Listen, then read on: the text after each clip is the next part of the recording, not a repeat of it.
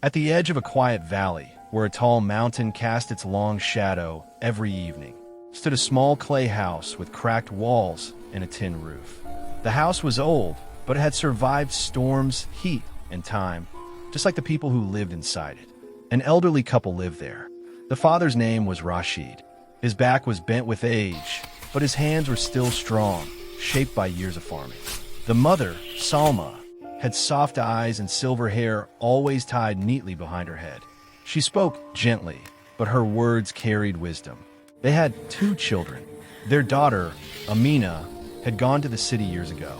She worked hard as a tailor and sent money whenever she could. She loved her parents, but life in the city kept her far away. Their son, Naveed, stayed in the village. Not because he loved the land or cared for his parents, but because life was easy there. Food appeared on the table. Clothes were washed. Fields were already planted by his father. Naveed was lazy, selfish, and impatient. He worked only when he wanted to. Most days, he slept late and spent his evenings at the village tavern, laughing loudly and dreaming of a rich future he had never worked for. One afternoon, while drinking with strangers, an older man said to him, "You are the only son. One day, all this land will be yours." Those words burned into Naveed's mind like fire. That night, he returned home with restless eyes. Without greeting his parents, he demanded, "Give me the land papers." I need the land papers now. This can't wait any longer. "Everything belongs to me anyway." His mother looked shocked. "You already have a share," she said calmly. "Your sister has rights too." But Naveed did not listen. "I will sell everything," he shouted. "I will build a big life in the city." Rashid placed his rough hand on the table and spoke softly. "Son, land is not just soil. It feeds you. It protects you." Salma added, "You don't know the value of what you never cared for." Naveed laughed and walked out. Days passed. He brought strangers to the house, buyers with greedy eyes. He went to town offices again and again, trying to sell the land secretly. Every time he failed. The law required his parents' permission. Anger grew inside him.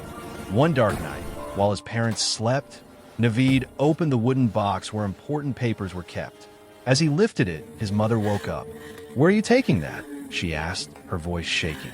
"I'll return it tomorrow," he replied coldly and walked away. The father watched silently and said only one thing: "When you take what you did not earn, you lose what you cannot replace." The next day, Rashid went from office to office despite his weak knees. He made a legal rule. No land could be sold without both parents' approval. Naveed was furious. Months passed. Worry and heartbreak slowly destroyed Salma's health. One peaceful morning, she never woke up.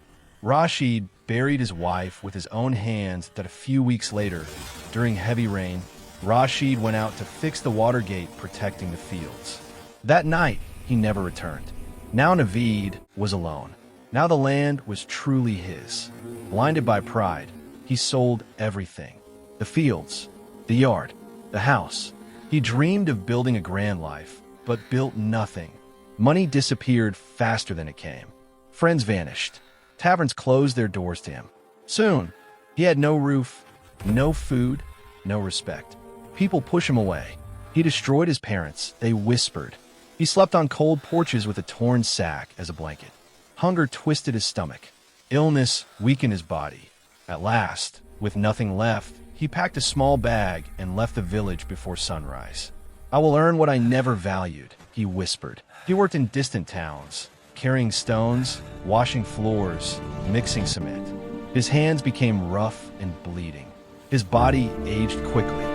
One morning at a construction site, he looked at his broken hands and remembered his father shaping a wooden tool with care. For the first time, he cried, not from anger, but from understanding. Naveed never returned to the village. People later said he died alone in a faraway place. Land you don't care for will not feed you. A roof you don't fix will collapse. Love you ignore will disappear.